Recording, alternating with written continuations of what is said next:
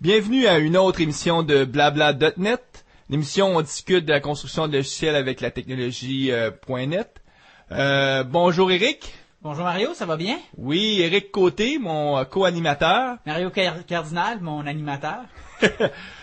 Écoutez, aujourd'hui, on a une émission spéciale. On n'a pas vraiment un invité qui est avec nous, on a plutôt 24 invités qui, de façon virtuelle, se retrouvent avec nous. C'est-à-dire que pendant la conférence DevTeach, on a fait des enregistrements. Oui, c'est notre plus grosse émission jamais enregistrée. Justement, il y avait une conférence qui s'appelle DevTeach ici à Montréal, qui est une conférence internationale pour les développeurs. Naturellement, ça a attiré presque 300 personnes cette conférence-là, et il y avait plusieurs conférenciers qui étaient disponibles. Mario avait son matériel d'enregistrement et en a profité pour faire plusieurs enregistrements avec des superstars du monde du développement. Écoutez, il y avait un paquet de conférenciers qui étaient là, des gens qui connaissent le domaine. Donc, quelle meilleure occasion que de leur demander de nous aider à identifier quelles sont les fonctionnalités que le produit Visual Studio 2005 nous offre, qui sont vraiment des fonctionnalités qu'on peut ignorer. Donc, la question principalement qu'on leur a demandé, c'est la raison principale qui justifierait de migrer de Visual Studio 2003 à 2005 selon eux. Puis vous allez voir, on a une brochette de réponses assez intéressantes. Mais avant d'écouter les réponses de nos invités virtuels, on va annoncer un tirage. Oui, en effet, Mario, on va annoncer le tirage d'un livre. On a un merveilleux livre à faire tirer. Ça va être pour le 10 juillet prochain. Pour la prochaine émission. Pour la prochaine émission, exactement. Le nom du livre, c'est Introducing Visual Studio Team System 2005 Beta Edition, un livre de Richard Hundhausen qui avait été distribué justement au dernier TechEd à tous les participants. Et nous allons faire tirer ce livre, cette édition spéciale du livre que nous avons reçu là-bas. Et donc, si vous n'êtes pas déjà sur la liste d'envoi, la liste de diffusion officielle de l'émission Blabla.net, c'est le moment ou jamais de vous inscrire, parce que c'est avec cette liste-là qu'on va procéder au tirage. Puis, encore, pour donner un incitatif de plus, moi j'ai 3 copies du bêta 2, qui traînent là rien faire. Donc, ce que je dirais, s'il y a des gens qui veulent le bêta et qui ont de la misère parce qu'ils n'ont pas assez de bande passante pour downloader ou ils sont pas abonnés à MSDN, qui voudraient avoir une copie, envoyez-moi un courrier électronique, un email. Puis si vous êtes dans la liste d'envoi, ben moi je vais vous retourner par la poste ou je vais trouver un mécanisme quelconque pour vous donner cette copie-là du bêta que j'ai. Donc une raison de plus de s'inscrire à la liste d'envoi.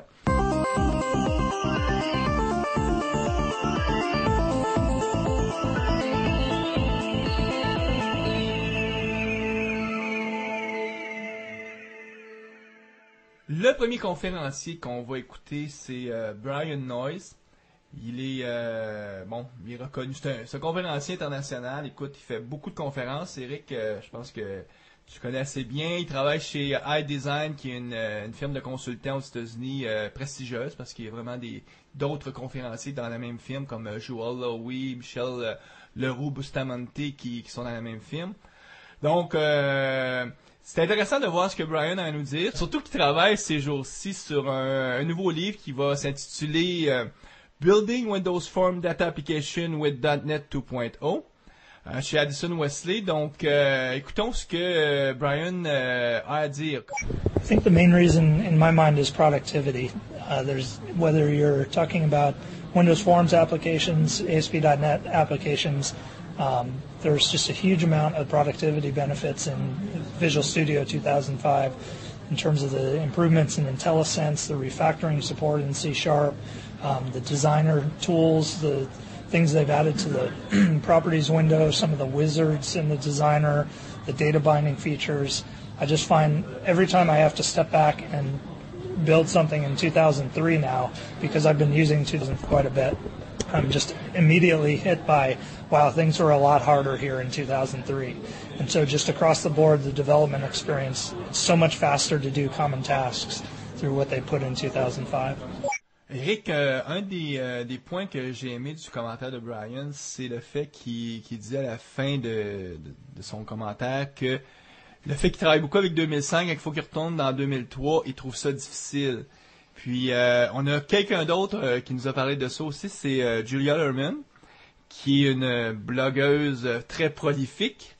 Pour présenter brièvement Julia, elle s'occupe du groupe utilisateur au Vermont, à Burlington. Puis, c'est au-dessus de 20 ans qu'elle est consultante indépendante. If you are pretty sure that you won't be able to move to 2005 for a long time, then I would not even want to start playing with the bits because working in 2003 will continue to be pure torture after you've seen all the wonderful stuff in 2005. Alors, Julie a bien résumé ça. Hein? C'est vraiment un gros changement. La marche est haute, tellement haute que c'est un peu comme avoir la télé couleur et tout d'un coup revenir à la télé noir et blanc. On trouve ça un peu moins intéressant par la suite. Donc, Carl Franklin aussi a dit des belles choses à propos de Visual Studio 2005. D'ailleurs, Carl Franklin est un gars assez spécial. C'est lui qui est l'animateur du show Internet de .NET Rocks en anglais. Et c'est un... Qui est notre père spirituel, c'est quelque ça. part, parce que c'était à partir de son idée qu'à un moment donné, on se dit, on devrait faire ça en français. Exactement. Alors, en plus d'être un Regional Director pour le Connecticut, il a été un des premiers à écrire un site web en 94, si je me rappelle, sur les technologies Visual Basic. Alors, c'est un le grand Calls and Gary VB homepage, ça, je me souviens. Exactement. Écoutons-le. To get a bonus at work. No, I don't know. Bonne raison. Ouais, c'est un petit peu plus que ça. Je connais ça en Carl, absolument. Il y a toujours une opinion un peu plus sophistiquée sur les sujets, mais il aime beaucoup à rire. D'ailleurs, la semaine prochaine, je vais aller parler à son groupe d'utilisateurs au Connecticut, donc je m'attends à avoir bien du plaisir. Comme Carl me disait, on va sûrement aller manger des fruits de mer, parce que s'il y a quelqu'un qui aime manger, c'est bien Carl. Vraiment? Donc maintenant, écoutons ce qu'il avait vraiment à dire. Really, this new product is all about, to me, is all about the millions of stranded VB6 developers who couldn't grok .NET 1.0 or 1.1 because it was too much new stuff, and now they need to come in and learn it. I think that this is a critical point in the history of application development under Windows, that Microsoft really has to reach these Visual Basic developers and pull them into .NET if they're going to, if the whole concept of Visual Basic is going to survive. What do you see as some feature in the new release which are really target at VB6 developer? Yeah, first of all, the whole experience of developing an application, forget about components and objects for a minute, but developing an application is very, very much like the VB6 experience. When you create a project, it's just there in memory until you save it, just like the old version of VB, whereas the first two versions of VBNet, you had to, pick. There's a lot of little things. The default instance is back in. There's edit and continue. Yes, edit and continue is back in. So, what they've done is they've had to rebuild this foundation from the bottom up, and they got only so far in the first two versions. Because this is essentially a totally new animal. This has nothing to do with the Visual Basic of the past. It's brand new. Everything about it is brand new. They didn't keep any bits from Visual Basic except to interact with them.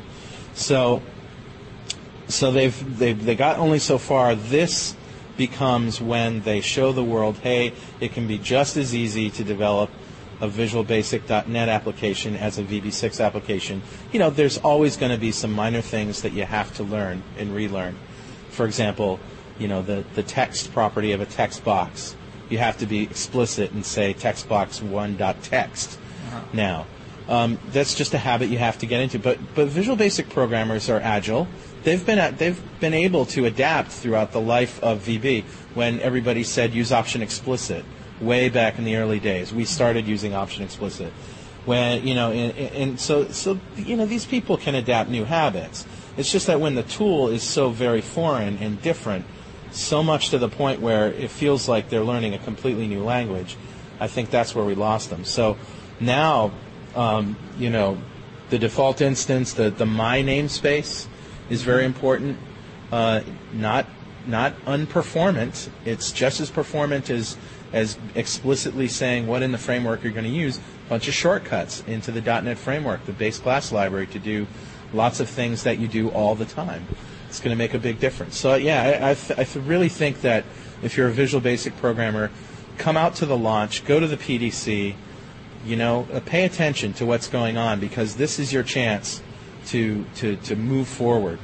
Donc, on écoute ce que Carl nous dit. Selon lui, c'est vraiment la version du produit qui va attirer toute la dernière couche ou les derniers développeurs VB6 qui n'ont pas encore migré. Ceux qui résistent encore. Oui.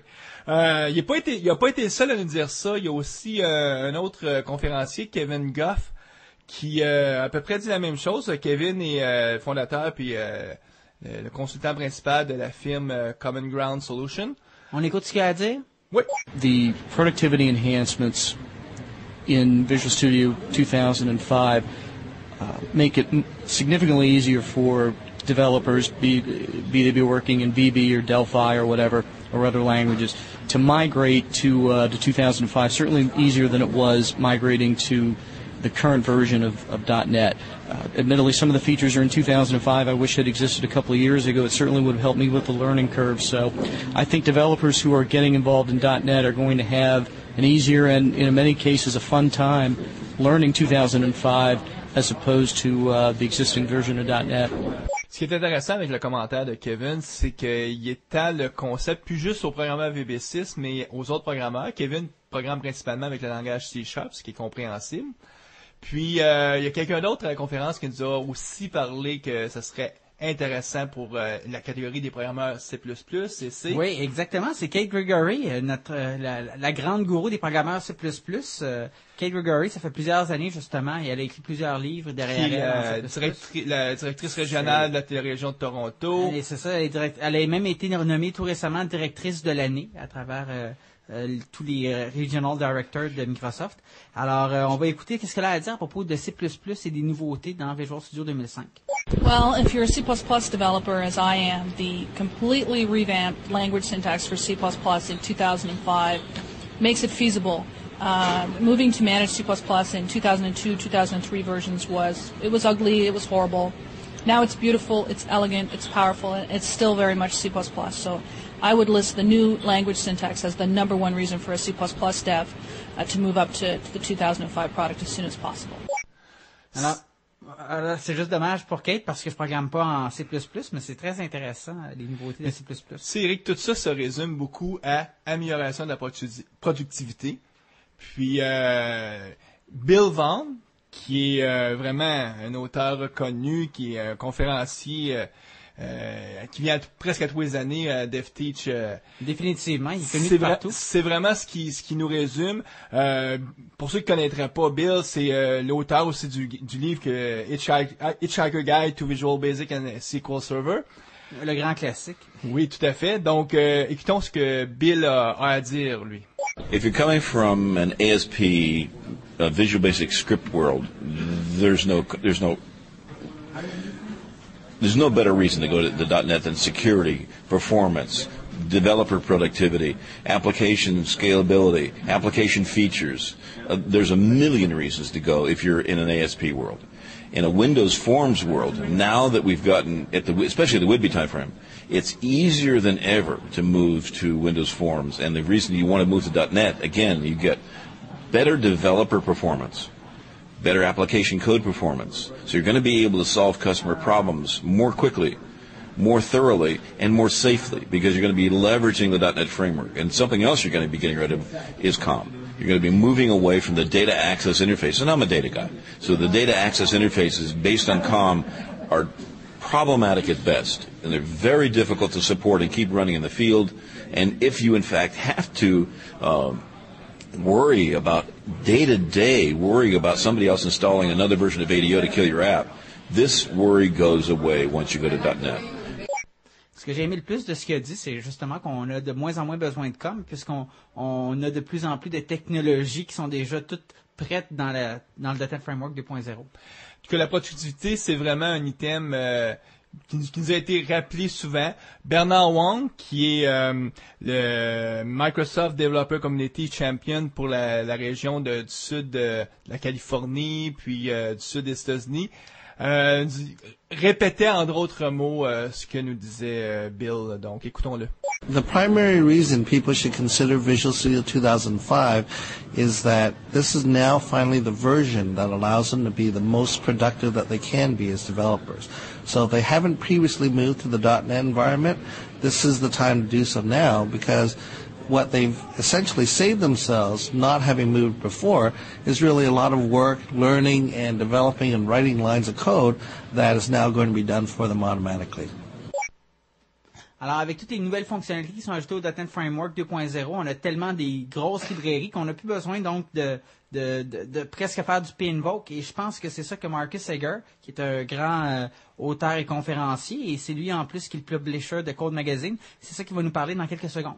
So in my opinion, there's no individual reason. It's really the big picture that is important, because what you have in Visual Studio 2005 is much better integration of individual tools. So when you look at compact framework, the emulators, smartphone, all those things are just there much better. You know, you have Windows Forms much better. You have ASP.NET much better, right? So the integration there, the capabilities you have, the fact that much more functionality is now available as managed code in the managed runtime, right, and in the .NET Framework 2.0.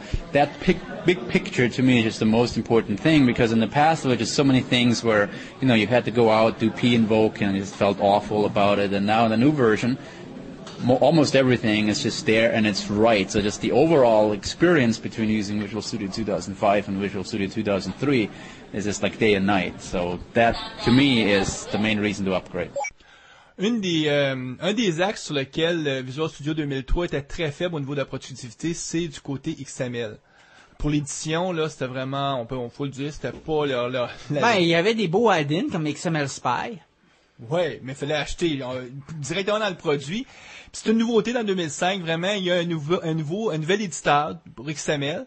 Puis qui de mieux qu'un MVP XML comme Christophe Schitko pour nous le rappeler. Donc écoutons ce qu'il nous disait à propos de l'édition XML.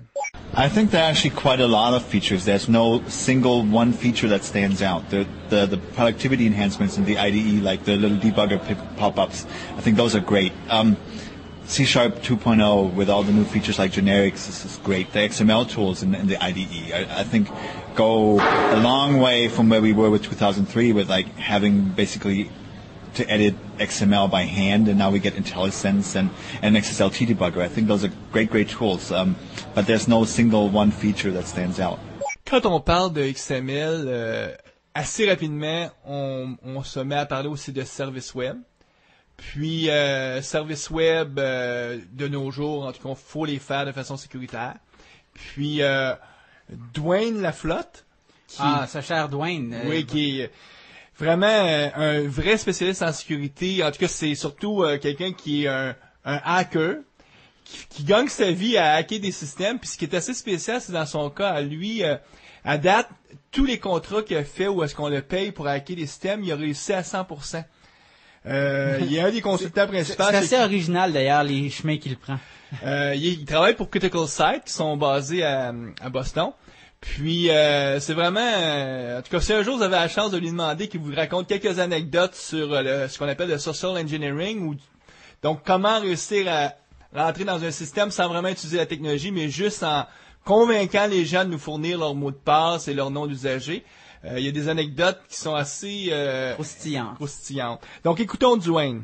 If you want to build secure web services, secure communications, built-in encryption without doing all the work, 2005 is going to make it much, much easier for you to actually just encrypt the entire pipe or pieces of the information going back and forth between your clients or your business partners back to your web service. So that's definitely one of the coolest features that you'll be able to use coming up.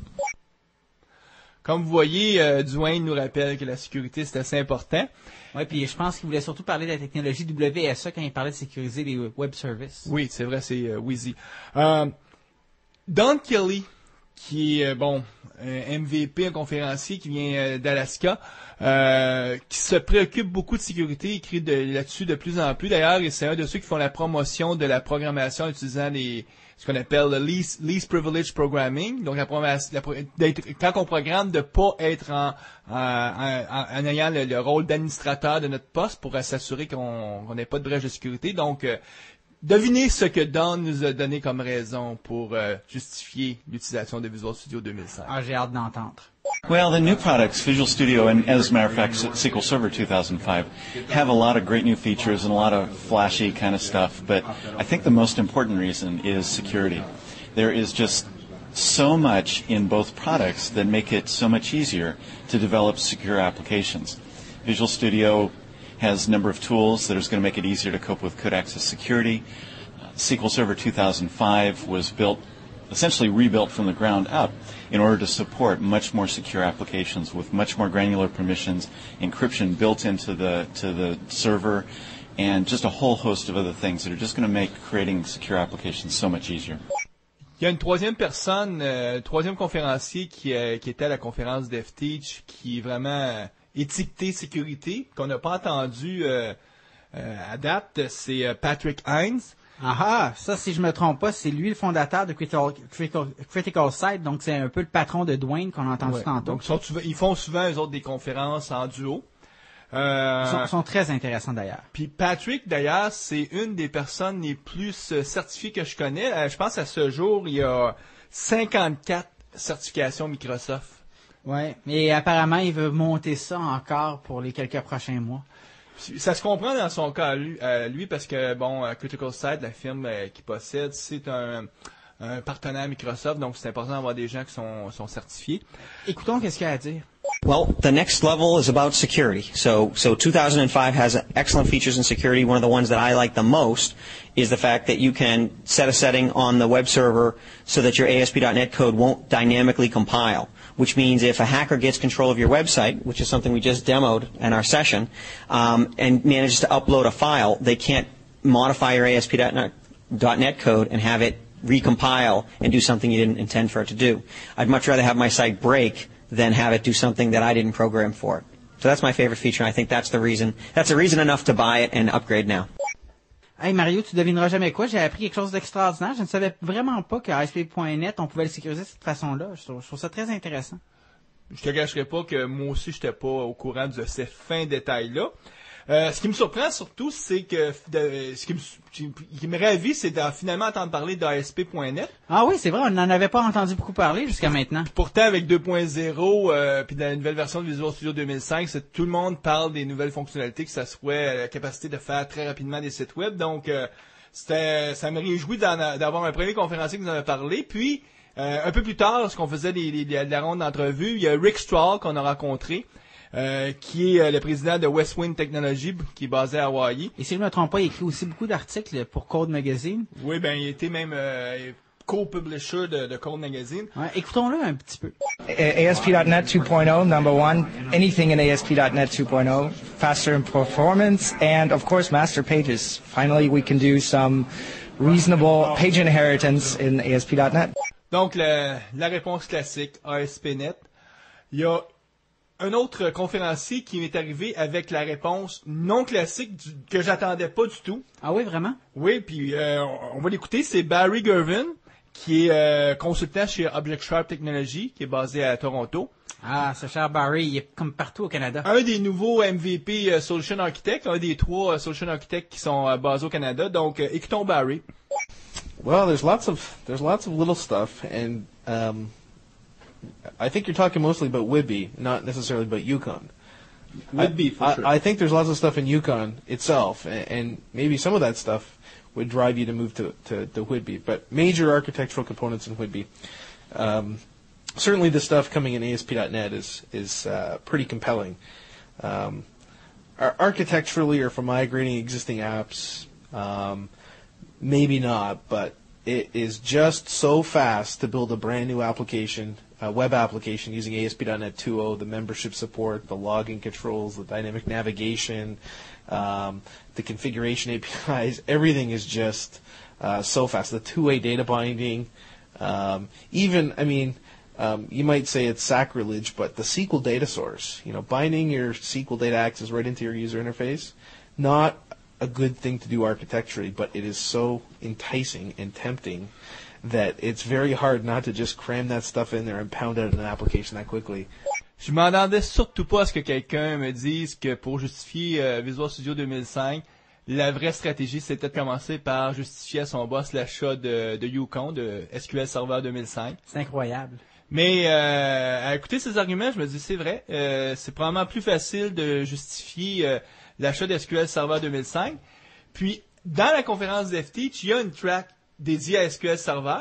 Donc, quand j'ai entendu ça, je me suis dit, hey, je vais quand même aller faire le tour des conférenciers SQL, puis leur demander qu'est-ce qu'eux autres ils trouvent comme d'intéressant dans SQL, parce que je me suis dit, ça vient comme donner un autre point de vue qu'on n'aurait pas pensé. Donc, on a quelques conférenciers SQL qu'on voudrait vous présenter leur point de vue. Oui, et je crois que le premier que tu as rencontré, c'est le merveilleux Peter Debetta, justement, un spécialiste SQL depuis au moins 10-15 ans. Un formateur chez Wintellect. Exactement, un formateur chez Wintellect. Il vient juste de signer un livre qui s'appelle Introducing SQL Server 2005 for Developers. Et d'ailleurs, j'ai lu son livre récemment.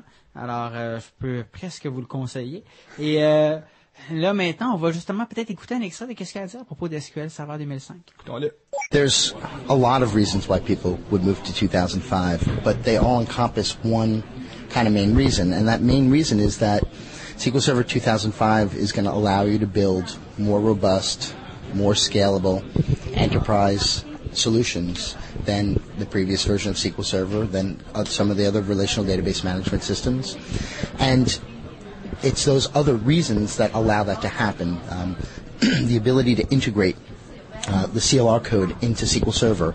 Not that you will be moving all your Transact SQL code to C# or VB.NET, but that you can extend the system and allow for some business layer functionality that may be suited better for the database, but was not done prior because T-SQL wasn't apt at handling the job. We've got enhancements in Transact SQL that are going to allow for more robust management of data. There are enhancements in the query engine that are going to give better performance. Enhancements in administration that make it even easier to administer, even though there's more complexity available and the more robust administration options, it's still easier to administer than most of the other relational database management systems that are out there. Peter fait le tour des différentes fonctionnalités, de l'amélioration de la productivité. Point de vue intéressant, il n'a pas ciblé essentiellement une seule fonctionnalité, ce que notre prochain conférencier a fait, qui est Rick Edge. Rick qui est une sommité dans le domaine SQL, donc écoutons ce qu'il avait lui à nous dire. Well, it's such a big release. There's so many reasons to really upgrade to SQL Server 2005. But one of my favorite ones is the database mirroring that comes in the standard edition for SQL Server 2005. That gives you the ability to have another copy of your database on another server ready for failover, just pretty much right out of the box. And you can failover in less than 3 seconds, which will really help you with that high availability and disaster recovery scenarios that we all struggle with in the data area. Donc, la mise en miroir de SQL Server sans avoir besoin d'un cluster, donc à un coût abordable. Eric, peux-tu résumer brièvement comment est-ce qu'on ferait ça avec... Ben justement, des fonctionnalités maintenant qui sont intégrées à SQL Server qui vont nous permettre justement si on a naturellement 2 versions de SQL Server. 2 machines. 2 machines, exactement. Ils vont pouvoir donc avoir l'un être le miroir de l'autre. Mais sans que ces 2 machines-là soient des clusters extrêmement dispendieux. Exactement, ça peut être des simples PC. Un autre point de vue sur SQL Server par Adam Mechanic, qui est senior database engineer chez Get Connected, puis qui est aussi MVP SQL Server, qui a publié différents livres, dont Pro SQL Server de 2005 chez Press. Donc, écoutons ce que Adam a à dire. I think that the greatest new feature in SQL Server 2005 is the snapshot isolation level. This feature basically allows readers to read data without blocking writers, and writers to write data without blocking readers. And that means greatly improved concurrency in high-volume systems. And unlike the current technique, which is to use dirty reads, you won't get non-committed data. So all the data you get back will be trusted and consistent. So it means higher quality data and better performance and scalability for your systems. I think it's just a win-win situation. C'est intéressant, mais si on tombe vraiment là, dans les choses pointues de SQL. Tout à fait en accord. Puis notre prochain conférencier qui nous a parlé de SQL, Robert Ulbut, qui est un consultant indépendant basé dans la région de Boston, qui est un MVP C#. Robert nous présente une autre fonctionnalité de SQL Server qui, d'un point de vue architectural, peut être très intéressante à connaître. Écoutons-le. I think that there are a couple things. The SQL CLR integration is very nice. So on the .NET side, if you have .NET developers who want to build store procedures, they may not be as familiar with SQL Server or Transit SQL. They could build store procedures. I would advise that, though, for not everything, but for definitely validation, things like that, complicated things, it makes sense. The other thing I think is a nice feature is Service Broker. I think that's going to help build distributed applications in your database, which is very, very difficult to do. You can use Express, SQL Server Express on your client. You can use SQL Server on your server.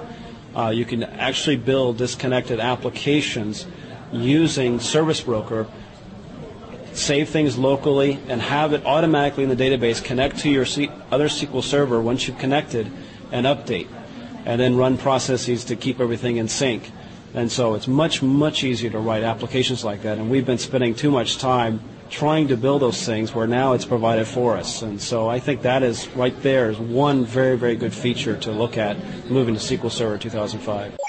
Donc, Robert qui nous parle de Service Broker, d'architecture Smart Client. Essentiellement, c'est intéressant de regarder ce que SQL Server nous offre pour revenir justement du point de vue Visual Studio. D'ailleurs, je pense que là, on va terminer avec le dernier conférencier SQL, hein? Oui, Rod Paddock. Oui, Rod Paddock, si je me trompe pas, c'est lui le président, pas le président, l'éditeur en chef de Code Magazine présentement. Qui est un consultant aussi à son compte chez Dashpoint Software. Et je pense que lui va nous parler un peu de data type et d'aggregate. On va l'écouter. Okay, the biggest reason for moving to SQL Server 2005 and VS 2005 is the ability to create custom data types and aggregates. So you need Visual Studio 2005 to write the code. You can embed your CLR code right into the SQL Server database and create your own data types, which I think is the coolest feature that they've got in SQL Server. And what is the business scenario that they can solve with the aggregate? You can create custom aggregates for your own custom formulas or calculations that aren't provided by the engine natively, and you can do the same thing with your custom data types. So SQL Server doesn't have a data type that you need. You can build your own. You can also create custom data types like business objects that you can actually embed right into your database. Donc, comme vous voyez, c'est intéressant de prendre le point de vue des spécialistes SQL parce que ça nous ouvre des éclaircies ou en tout cas des points de vue qu'on n'aurait peut-être pas envisagés. D'ailleurs, juste pour dire, à propos des agrégats qui a parlé, j'ai entendu parler d'un bon exemple, justement, où est-ce qu'on pouvait utiliser des agrégats. Oui, je vais le partager. Alors, c'était justement où est-ce qu'on se créait un nouveau data type, un de ces nouveaux data types .NET, où est-ce qu'on allait avoir justement une partie qui représentait un montant d'argent, puis une deuxième partie qui allait représenter le type de currency, le type donc, par exemple, un data type qu'on pourrait appeler money. Exactement, un data type qu'on appellerait, admettons, monétaire. Et puis là, justement, on aurait donc le type de devise et le montant. Et là, on pourrait se créer justement un type d'agrégat pour pouvoir calculer justement un montant total, mais qui prendrait en considération le taux de change. Ah! C'est intéressant ce que SQL nous amène. Ce qu'on va amener maintenant, c'est un point de vue de gens qui sont des spécialistes FoxPro. Oui, c'est vrai, parce que DevTeach a toute une branche, et je pense que c'est la seule conférence au monde qui a une branche FoxPro. Oui, puis il faut pas oublier, souvent on se dit FoxPro c'est un produit qui de moins en moins utilisé, mais il faut pas oublier c'est un des premiers produits de base de données qui est orienté objet, donc c'est une communauté ça fait eux autres pour quelques années qui font de l'orienté objet, mais depuis très longtemps. Puis d'ailleurs, David Stevenson, qui est justement l'éditeur de Foxtalk, qui vient à DevTeach tous les ans pour faire de la formation, avait un point de vue, en tout cas un propos intéressant là-dessus, donc on peut peut-être apprendre des gens de FoxPro. Well, I'm here at DevTeach teaching some classes on Visual FoxPro for the FoxPro developers. I think one thing that's very exciting that Fox developers will get a kick out of is the fact that .NET, Visual Studio .NET will finally have an equivalent to the FoxPro command window. And command window is just an interactive space inside Visual FoxPro IDE where you can instantiate objects, you can walk their object hierarchy, you can set properties, you can try out pieces of code and then cut and paste into your programs that you're working on. So we're very excited to see that Visual Studio will finally have something equivalent to that. Ça, c'est intéressant. D'ailleurs, pendant la conférence, ils ont annoncé une nouvelle version de Fox Pro. C'est fascinant de voir comment que des produits qui ont annonce mort depuis plein d'années continuent d'avoir quand même des nouvelles versions. Moi, je pense que ce qu'ils appellent le Command Window, c'est quelque chose qu'on fasse un peu plus d'investigation parce que j'ai une autre personne, un autre speaker qui m'est arrivé avec le même point de vue, c'est Kevin McNish, qui lui aussi dans la communauté Fox Pro, c'est lui qui est, il est Chief Software Architect chez Oak Leaf Enterprise. Puis c'est lui entre autres qui est derrière le Mere Mortal Frameworks pour les développeurs Visual Fox Pro. Donc Kevin... En fait, Mere Mortal Framework est aussi pour .NET. Hein? Les programmeurs .NET peuvent l'utiliser aussi. Super. Donc Kevin, en nous demandant, c'est dans ses mots à lui, c'est la même chose que ce que David nous décrit. Puis je pense qu'en écoutant, ça nous permet d'encore mieux comprendre comment cette fonctionnalité-là peut être intéressante. Well, Visual Studio 2005 has a new hosting model. It has design time expression evaluation, which allows you to do something we never could do in previous version. We can instantiate objects at design time. We can test them through something called the Object Test Bench. You can instantiate them through the immediate window now, and when you instantiate an object, it shows you a visual representation of that object in the Object Test Bench. You right-click on that object and you can execute any method that you want. You can also go to the class viewer now, right-click on an object and execute static methods. Also, when you call a method and retrieve a return value, you can store that return value in the Object Test Bench and use it in other parts of your test. So I think that's one of the coolest new features. So why would people want to use this feature? Oftentimes you've just created a method and you want to test it. Maybe this isn't your full unit test, but you want to just do a quick test to see how the code's working. So this allows you to do it without creating a user interface. Ça, c'est très intéressant. Il va falloir qu'on teste ça, justement, cette nouvelle fonctionnalité, le Object Test Bench. Comme on dit souvent, c'est peut-être pas chercher à visiter des nouvelles choses que juste de prendre des nouveaux yeux pour regarder ce qui existe déjà qui peut être formateur. Ah, hey! Faut que je dise quelque chose, Mario. On est rendu aux 3 derniers commentaires. Et là, on rentre dans la vraie matière. La matière que t'adores. La matière d'architecture. Oui, c'est ce que je m'allais dire. On parle de Visual Studio 2005, puis on parle pas encore d'architecture, puis pourtant, là, on va en parler. Puis un des premiers conférenciers qui a introduit la matière, c'est Sam Gentile, qui est un MVP, quelqu'un qui a écrit plusieurs livres, entre autres, on pourrait dire vraiment un spécialiste pour ce qui touche le CLR, le Common Language Runtime, puis qui est Chief Architect chez Odessa. D'ailleurs, dans les 5 dernières années, il a fabriqué 5 logiciels, puis dont un qui a gagné un Jolt Award, donc ça vaut la peine d'écouter Sam.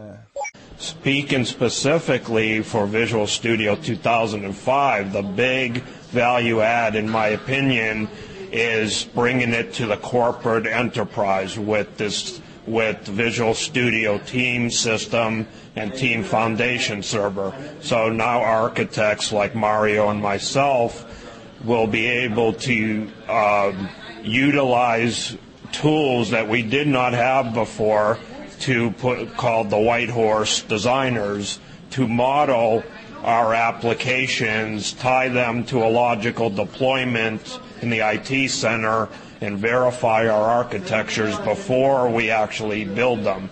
And also tied in with the Software Factories concept of generate code with DSLs.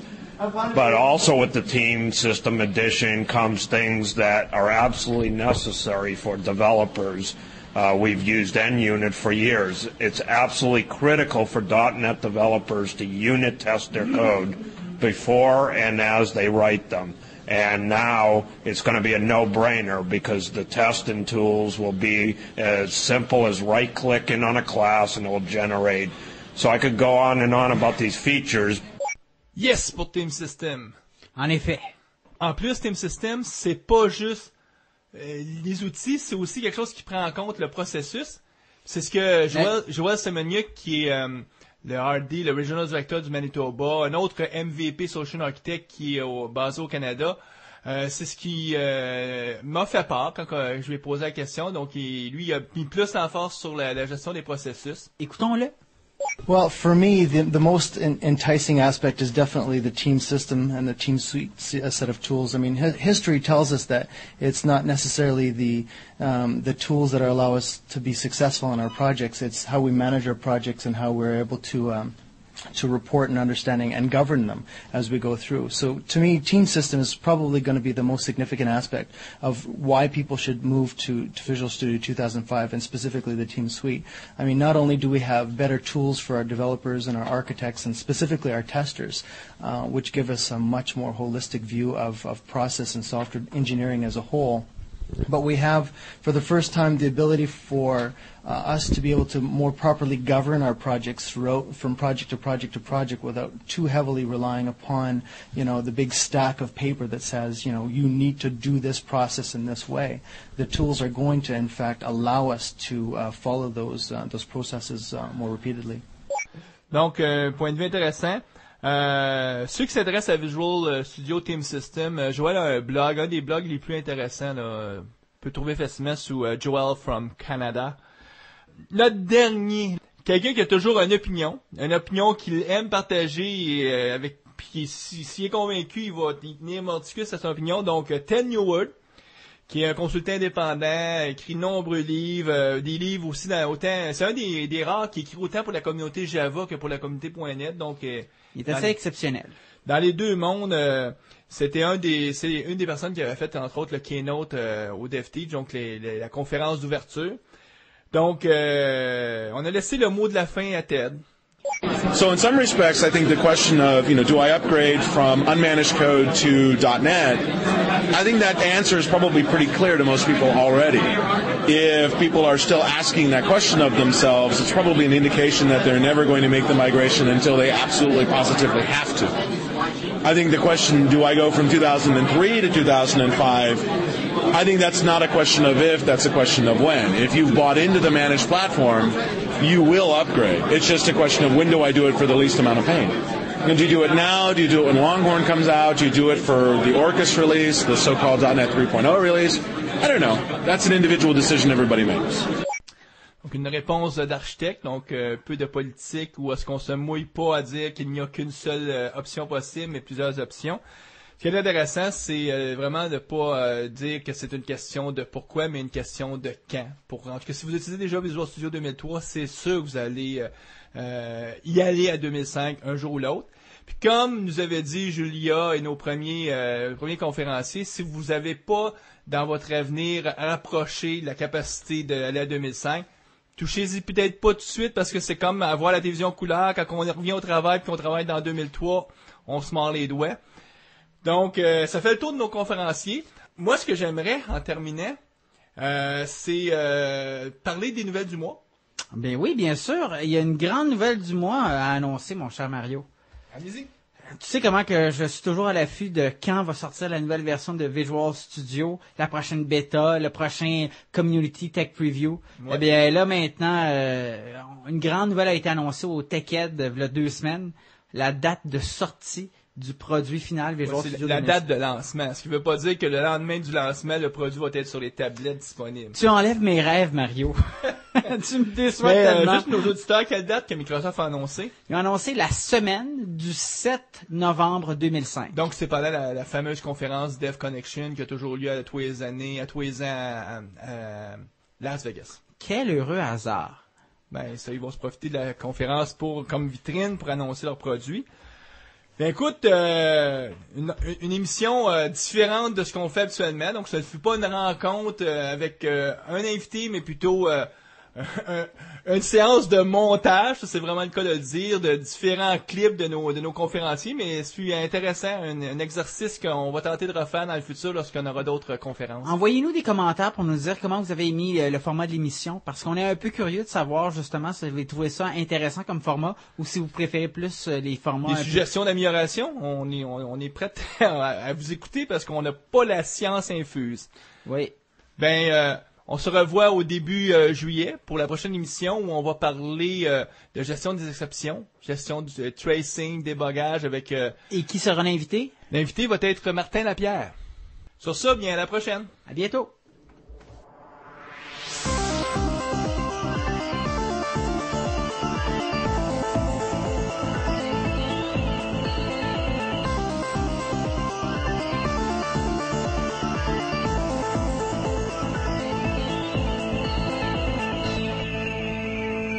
Where dogs met.